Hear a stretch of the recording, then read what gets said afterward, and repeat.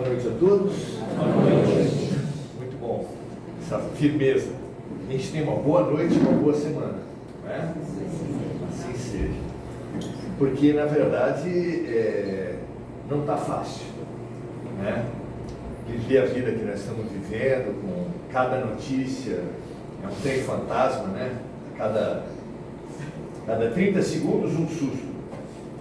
Parece filme de terror, parece trem fantasma.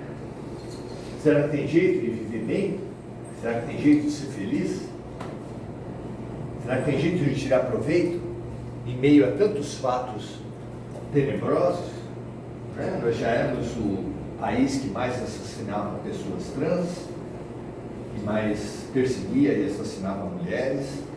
Aí entra 2026, nós estamos também torturando e assassinando cães, animais. A gente já tinha 2 guerras e o que mais, tenho certeza, todo mundo mais pediu em 31 de dezembro foi paz. Não só não acabaram as guerras, como ainda chegou outra. Tem jeito? Dá para ser feliz? Com tantos fatos complicados, será que a gente consegue aproveitar? O que você acha de 2 médicos, 2 funcionários de um hospital, um reclamando para o outro que tem muito doente no hospital?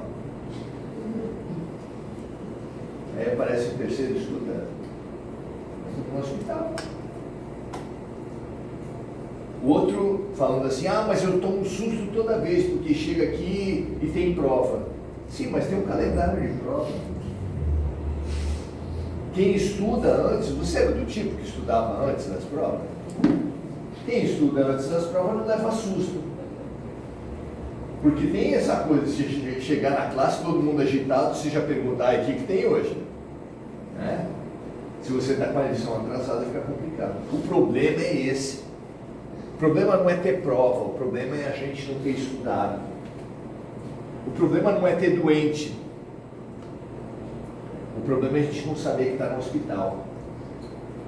Então, essa mudança de perspectiva, assumir uma perspectiva diferente para olhar as coisas, é uma mudança que é oferecida para todos nós, instantânea. Você pode mudar tudo da tua vida, sem mudar nada. Só com uma outra perspectiva, olhando com outros olhos. Olhando com outros olhos. É urgente que a gente possa fazer isso. A vida está cheia disso. Não é só filosofia que pensa nisso. Tem gente que fica desempregado e torna-se empresário. Tem gente que tem uma separação conjugal e festeja.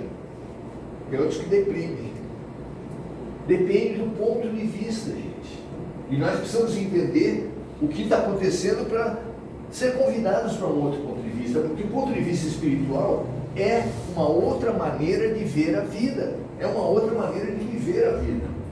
Eu sei que a maioria das pessoas vem até uma casa espírita porque está com uma perturbação, porque está com problema de saúde, está com conflito, está vendo coisas, está com sonhos perturbadores, os problemas os mais variados. Mas isso é só pretexto que a vida está tendo para trazer você aqui.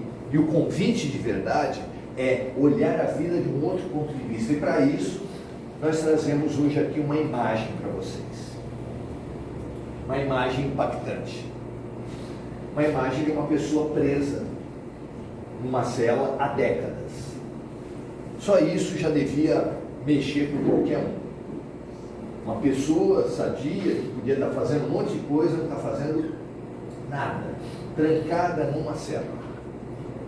Para aumentar um pouco a angústia, trata-se de um preso que está com a chave da sua cela na mão. Aí angustia mais, né? Há décadas preso e com a chave da sua cela na mão. Nessas décadas, ele tem usado muito essa chave para tentar furar o chão, para tentar furar a parede, furar o teto, só que é uma cela de pedra e a chave não fura. E para aumentar a nossa angústia, essa pessoa foi instruída pelas melhores pessoas, pelos melhores professores, que aquilo que ele tinha na mão não era uma picareta, não era uma pá, era uma chave. E se ele usasse bem, ele podia ser livre. Alguém pode estar pensando assim, nossa, que pessoa ridícula. Se eu encontrasse uma pessoa assim, eu tirava sarro, eu ia humilhar, eu ia julgar que é um bobo. Mas eu queria estimular vocês a que tivessem misericórdia dessa pessoa. Porque além de tentar acabar com a chave, entortar a chave, é capaz até que ele, quando colocasse na porta, já não conseguisse virar. Ele está usando as próprias mãos. Ele está com os dedos sangrando. Ele está muito dolorido pela tentativa desesperada de liberdade. E o principal motivo que você vai ter para ter misericórdia dessa pessoa é que esse preso é você. Esse preso somos nós. Nós estamos presos e temos a chave na mão. E os nossos instrutores, gente, foram os melhores do mundo. Mas que chave é essa? Que instrutores são esses? Eu vou dando algumas dicas dos instrutores e vocês vão chegando à conclusão de que chave é essa, tá bom? Um dos instrutores foi Sócrates, que há 2.500 anos atrás, nós tínhamos falado de décadas que o preso estava na cadeia, né? Mas não é verdade. 2.500 anos que a gente já foi instruído de como usar a chave. Nós estamos na cadeia há 2.500 anos. Sabe a música do Raul Seixas, eu nasci há 10 mil anos atrás? Pois é mais ou menos por aí. Sócrates foi no centro espírita. Alguém deve estar falando, Maurício deve ter bebido antes de fazer. O espiritismo surgiu no século XVIII. 2.500 anos atrás, Sócrates.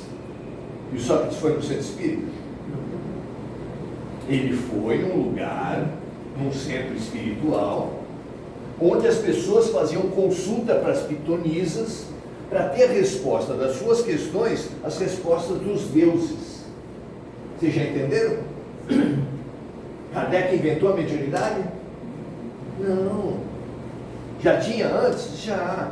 Só que eles davam outros nomes. Moisés recebeu os 10 mandamentos de Deus.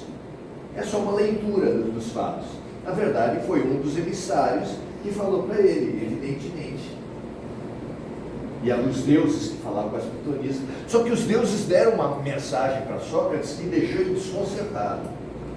Sócrates morava em Atenas, o maior centro cultural do seu tempo. Todos os grandes sábios moravam em Atenas. E foi falando para ele, você é o homem mais sábio de Atenas. Aí ele falou, se eu sou o mais sábio de Atenas, e Atenas tem os homens mais sábios do mundo, eu sou... Daí ele falou, não, tem jeito não.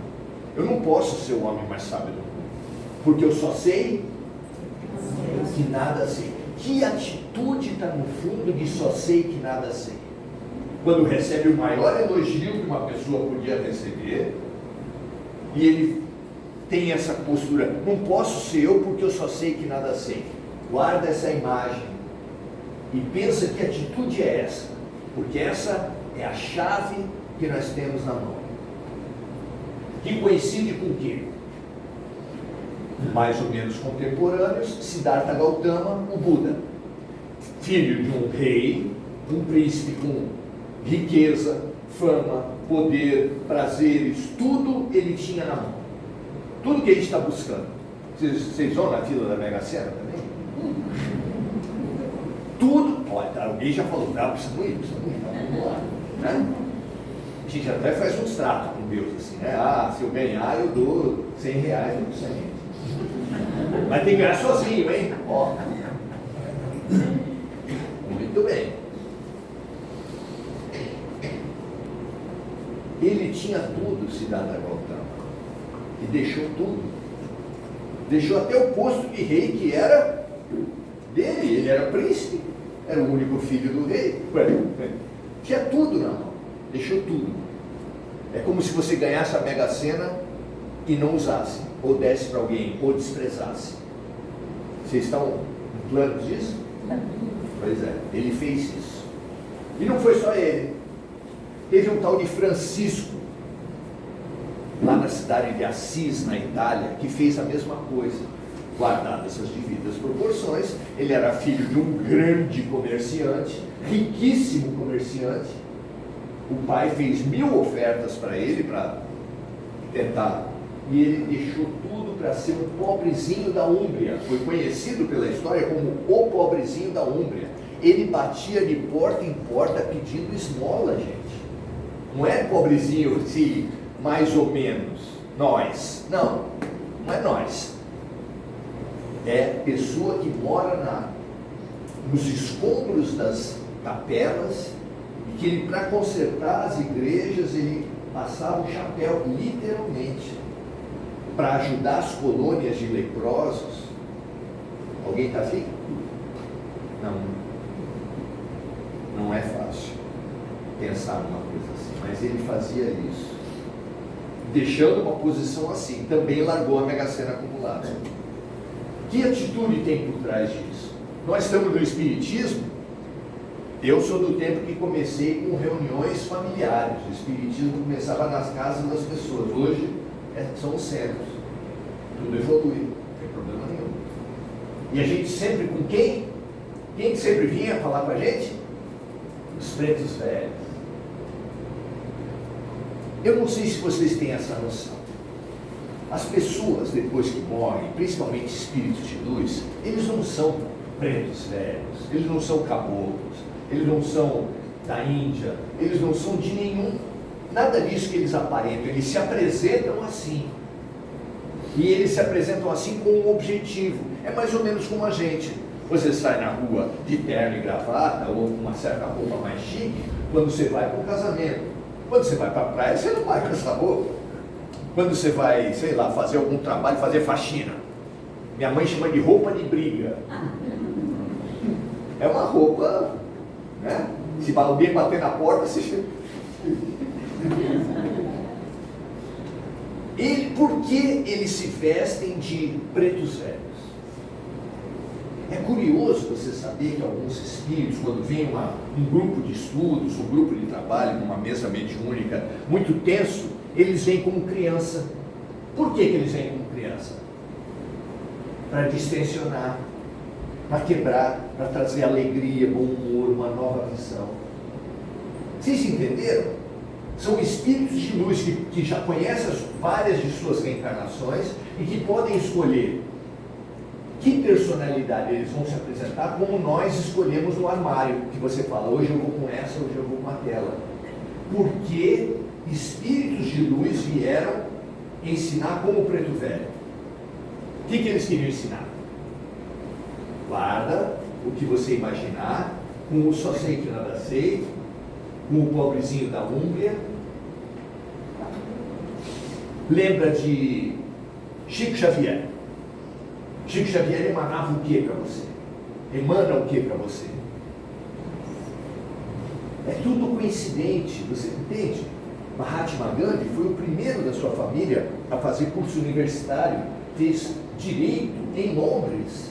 Era uma alegria, uma potência de uma carreira brilhante pela frente. Largou tudo para caminhar. Ele ficou célebre por terceiro fio que fazia os tecidos da sua roupa, caminhando longas distâncias a pé. Foi o único processo de independência de um país que ainda não só não matou ninguém a título de independência, mas também propagou a paz. É uma coisa fora do comum. Eu gostei muito do filme Gandhi, é muito, muito antigo, mas vocês, justamente por isso, vocês podem acessar, é muito bonito. O que quer dizer? O que tem em comum entre tudo isso? Vamos consultar então o maior dos mestres. Jesus, cada evangelista representou o Sermão do Monte e as bem-aventuranças ao seu jeito. Mateus representou em 8 bem-aventuranças. E são um passo a passo, uma escada. O último passo é ser o que Gandhi fez, ser um pacificador. Alguém acha que está à altura? Não dá para nós, mas talvez o primeiro. Sabe qual é o primeiro passo? Que é fácil você identificar como a raiz de Sócrates, Pretos Velhos, Gandhi, Chico Xavier, Madre Teresa, Irmã Dulce, a lista é enorme. Bem-aventurados os humildes. Bem-aventurados os humildes. Isso não é só os grandes mestres que falam para a gente, a realidade também fala. Você conhece alguém arrogante que acha que já sabe tudo de tudo, qualquer assunto? É fácil de aconselhar?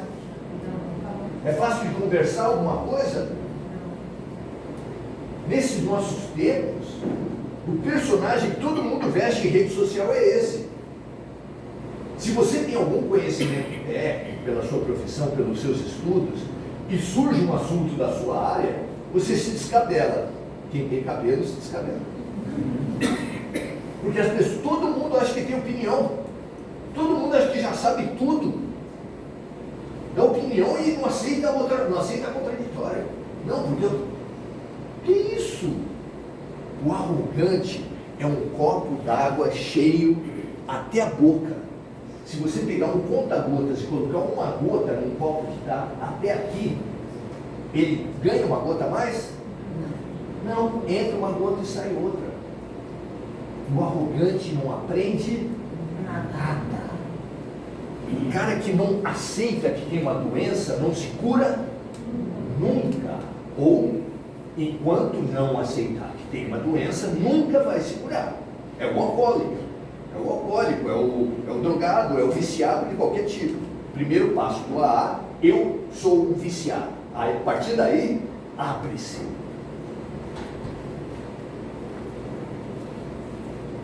O primeiro passo, segundo Jesus, bem-aventurados os humildes. Mas o mais grave, se essa é a chave, se humildade é a chave, a prece de Cáritas, a gente pede, vocês já perceberam quantos pedidos a gente faz na prece de Cáritas? Dá isso para aquele, dá isso para aquele, dá isso para aquele, dá isso para aquele. Deus deve falar assim, mais devagar que eu estou anotando, que não é possível. Mas o último pedido que a gente faz, pouca gente presta atenção. O último pedido que a gente faz na prece de Cáritas é: dai-nos a simplicidade, que é o espelho onde se vai refletir a imagem de Deus. É muito mais do que todo mundo tinha falado. Deus é simples. Alguém já pensou isso? Se é tão importante a humildade e a simplicidade, e nós gostamos tanto de Deus, Jesus, Gandhi, Teresa, Dulce, Francisco de Assis, quem aqui já fez promessa para ser humilde? Agora fiquei obedecendo, eu vou fazer promessa. Eu vou ser, 2026 eu vou ser humilde. Vamos lá, levanta a mão que eu estou contando. Mas devagar que eu estou tendo que contar, gente, por favor. Ninguém, deu zero. Nós temos a chave na mão e não usamos. Nem cogitamos de usar. E o pior, nós usamos mal. Sabe aquele negócio de cavar para tentar achar e cortar a chave com isso? Quando a gente fala, encontrei uma pessoa humilde, você fala assim, nossa, encontrei um senhorzinho muito humilde. Você já fala com essa cara, muito humilde. É um pobre coitado, é uma pessoa que não entende nada, que não sabe onde começa e onde termina, é um perdido na vida. Jesus falou isso. Bem-aventurados os pobres coitados, porque deles será o reino dos céus. Vocês acham isso? A gente entende alguma coisa de humildade? A gente entende, a gente sabe o que é humildade? Nem saber o que é, quanto mais desejar. Se você não sabe o que é, não pode desejar. Humildade. Veja, se você não foi até Uberaba e não conheceu Chico, eu sugiro fortemente que você abra o YouTube e coloque lá, Pinga Fogo com Chico Xavier. Pinga Fogo com Chico Xavier é uma chamada oral. Na frente do Brasil inteiro. até hoje é a maior audiência da televisão brasileira. Imagina você no Fantástico, e lhe perguntando tudo, de tudo. O que você acha disso? Alguém topa? Ele começou a primeira entrevista assim: estou aqui com o Emmanuel e rogo a ele que eu fale hoje menos impropriedades do que normalmente eu falo. Eu acho que eu faria a mesma oração. Porque errar aqui, falar uma bobagem entre a gente, algum de vocês pode me puxar a orelha. Já teve gente que falou: Maurício, mas o que você falou não é bem assim, já aconteceu outra vez. É normal, quem fala muito erra muito. Mas errar na frente de milhões. Ele foi lá e ele falou de extraterrestre, ele falou de homossexual, ele falou de... Nossa, ele foi apertado por um pastor. Nossa, o pastor chegou assim: não, mas Adão e Eva foram o primeiro homem e a primeira mulher. Como é que você vê isso à luz da reencarnação? Onde está a reencarnação se eles foram o primeiro homem e a primeira mulher? Aí Chico falou assim: bom, a gente precisava estudar um pouco mais essas coisas, nós precisamos estudar isso juntos, porque eles tiveram 3 filhos: Caim, Abel e Sete. E foi falado que Sete, quando saiu da família, saiu dali e foi até uma cidade e constituiu família. Então acho que a gente precisa estudar melhor essas coisas. E vamos estudar juntos, porque ele era gentil, ele não quis humilhar ninguém, ele podia. Não, ele falou assim: nós precisamos estudar juntos essas coisas. Tem respostas maravilhosas, maravilhosas. E ali você vai entender o que é simplicidade e humildade, porque ele conseguiu dar respostas maravilhosas contra doutores, contra pessoas com teses, contra pessoas de posições opostas, e com a maior simplicidade e a maior humildade. Vale a pena. E sempre fez piada onde ele era o pior.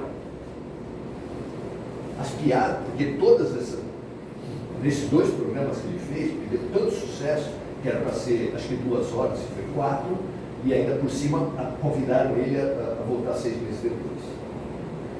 E ele sempre, ele acabou contando piadas onde ele era sempre o... Como é que a gente pode chamar? O ridículo da história. Se vocês viram o filme, aquela piada dele falando do avião foi tirado do Pinga-Fogo. Quando já tem os créditos, ele fala lá: não, porque eu fui num avião e estava muita turbulência. E era tanta turbulência que caiu as coisas. E aquilo ficou uns 20 minutos de turbulência, e todo mundo gritando, chorando. Já tinha um padre ali, estava: ai meu Deus, e eu também, não, ai meu Deus. E estava, daí apareceu um ano.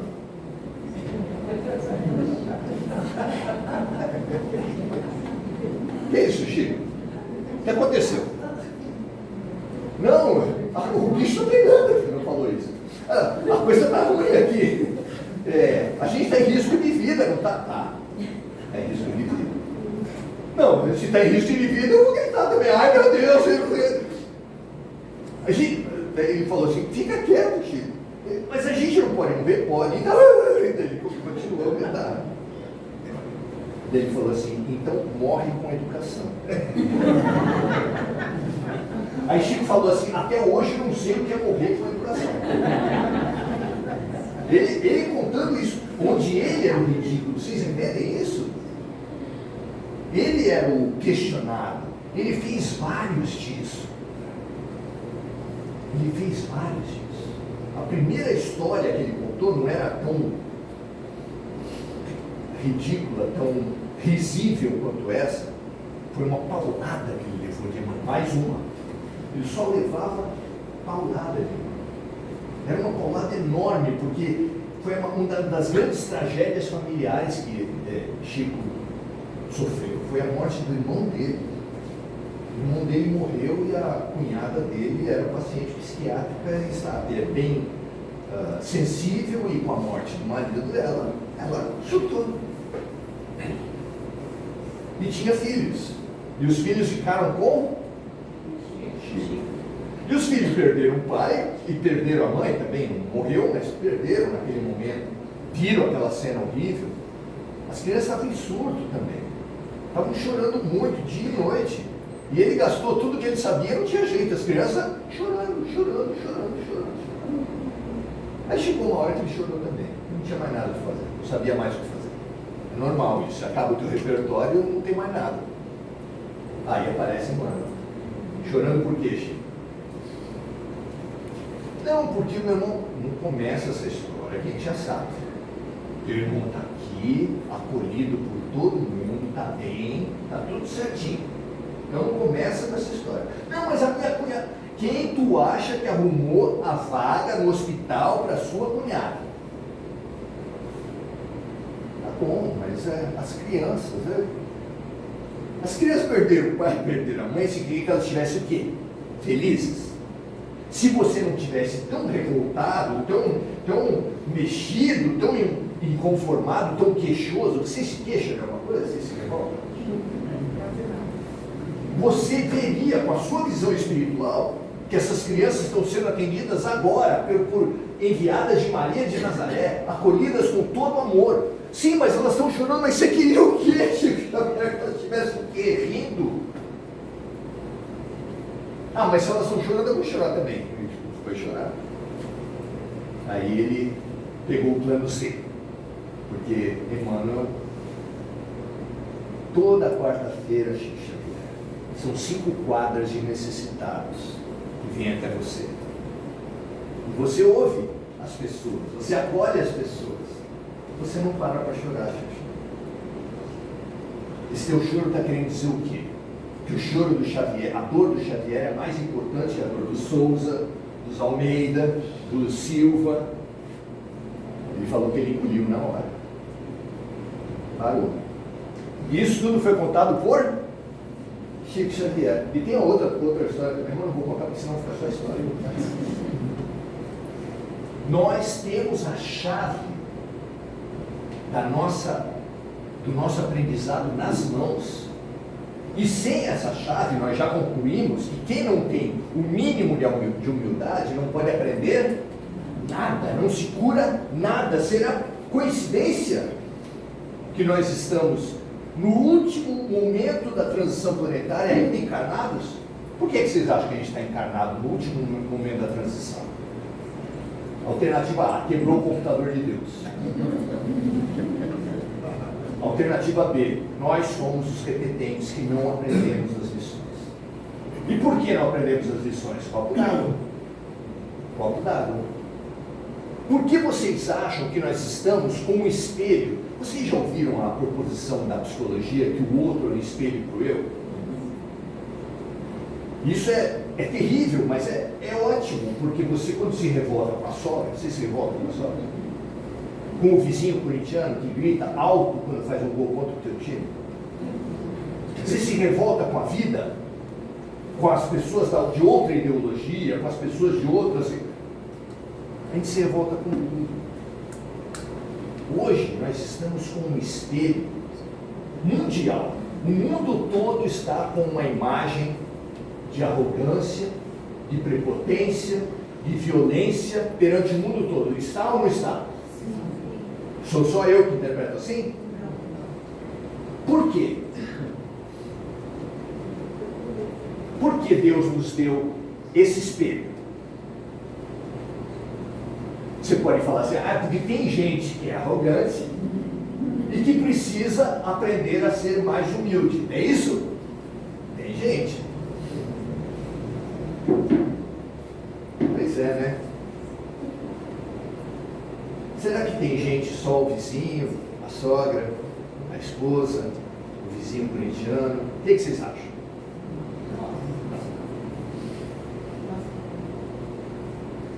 A coisa é simples. O hospital tem um remédio. Todo doente tem que tomar? Não, tem doente que nega. A lição vem para todos os alunos. Todos os alunos aprendem? Não. Só alguns prestam atenção. Uma leitura possível do Apocalipse, Escrituras Sagradas, ninguém pode falar de interpretação final, é que apenas 1/3 aprenderá e permanecerá na terra, mundo de regeneração. 2/3 não aprenderão e serão transferidos de escola. Qual é a lição?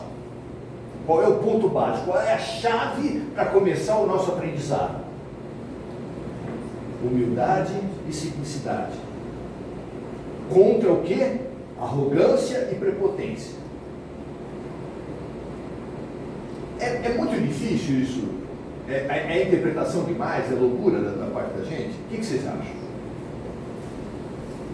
A lição está explícita, está na cara de todo mundo. Será que a gente é capaz de olhar? Será que a gente é capaz de olhar a lição e falar, eu preciso aprender?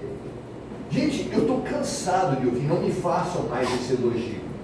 As pessoas chegam depois e falam assim, adorei a palestra, eu tinha um amigo que precisava ouvir essa palestra. Não quero mais ouvir esse elogio.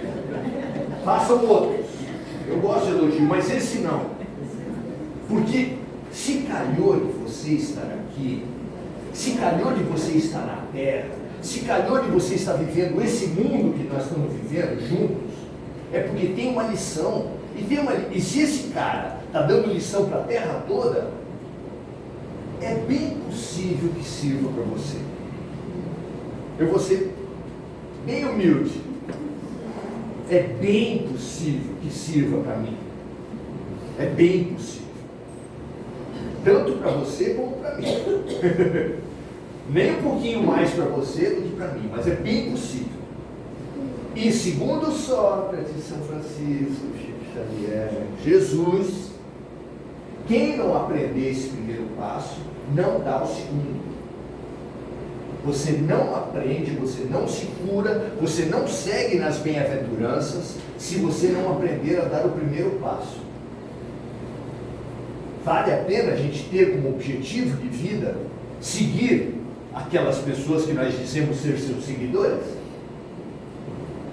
Vocês gostam de Chico? Gostam de Gandhi? Gostam de São Francisco? Gostam desse tal de Jesus? Sim. Beto Guedes falava na musiquinha, a lição nós sabemos de cor, só nos resta aprender. Jesus fala, nem todo aquele que disser Senhor, Senhor entrará no reino dos céus, mas sim aquele que fizer a vontade do meu Pai. Essa multidão de cristãos que a única coisa que faz é louvar, não deve citar essa passagem nunca. Nunca. Ele não falou que o louvor é desnecessário e é nulo. Ele não falou isso. Ele só falou que nem todo aquele que louvar Senhor, Senhor entrará no reino dos céus, mas sim aquele que praticar, fizer a vontade do meu Pai. A vontade de Deus para nós está expressa no mandamento. Amai-vos uns aos outros. Amar a Deus sobre todas as coisas, amar o próximo como a si mesmo. Não dá mais para teorizar. Nós não estamos mais na fase de, vai que dá. Eu sou bonzinho. Você acha que você é bonzinho? Tenho certeza que sim. Tenho certeza que todo mundo aqui acha que é bonzinho. Não adianta mais nada ser bonzinho. Mais nada. A gente precisa praticar. Hoje à noite, amanhã, Deus vai colocar oportunidades na tua frente. Quais são? Eu não sei. Eu não sei. Mas eu não sei o que fazer. Eu encontro um homem de rua na rua e não sei o que fazer. Faço uma oração. Imagina a Maria de Nazaré com o seu manto acolhendo essa pessoa e essa pessoa se reduzindo como um bebê no colo dela e ela acalentando. É difícil fazer isso? Quanto custa? Nós temos duas visões a respeito do mundo. A primeira, com tudo que está acontecendo, só tem desgraça. O mundo está acabando, a humanidade não tem jeito, ferrou. Para não falar o palavrão pior. Não tem mais nada. Pessimismo. Matemos-nos uns aos outros. Em vez de amemos-nos uns aos outros, matemos-nos uns aos outros. Suicídio coletivo. A outra alternativa é tantos problemas, tantas causas. É oferta de emprego, é oferta de trabalho.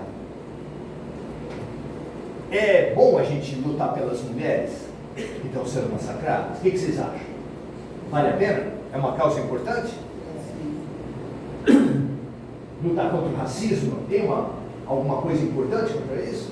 Contra a matança dos animais absurda? Você pode olhar os mesmos problemas, a mesma vida, o mesmo noticiário e falar assim: Deus está convidando para trabalhar. Se você tiver esse outro olhar, você vai falar: vou fazer alguma coisa. Ah, mas o que eu posso fazer? Pergunta para o seu anjo de guarda. Pergunta para a sua consciência.